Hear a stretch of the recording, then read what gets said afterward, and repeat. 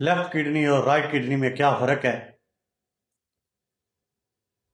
क्या left kidney right kidney से बड़ा होता है?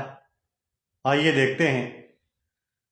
जो राइट किडनी है ये जिगर का बड़ा आधा बॉडी में होने की वजह से ये जिगर से नीचे होता है, जिसकी वजह से ये छोटा होता है।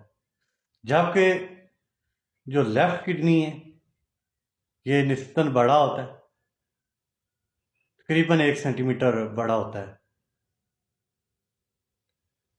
और ये ज़रा थोड़ा ऊपर वाली साइड पे होता है, जबकि राइट वाला जिगर की वजह से नीचे वाली साइड पे होता है। लेफ्ट वाले रीनल वेन की बात करें तो ये वाली वेन लंबी होती है, राइट वाली वेन जो है वो छोटी होती है। दोनों किडनीज काम एक जैसे ही करते हैं, सिर्फ साख में फर्क होता है।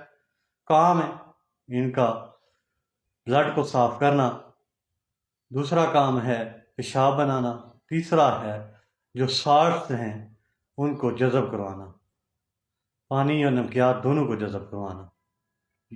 ऐसी इंफॉर्मेटिव वीडियो के लिए मेरे यूट्यूब चैनल बायो तरीम को सब्सक्राइब करें, लाइक करें और दोस्तों में शेयर करें।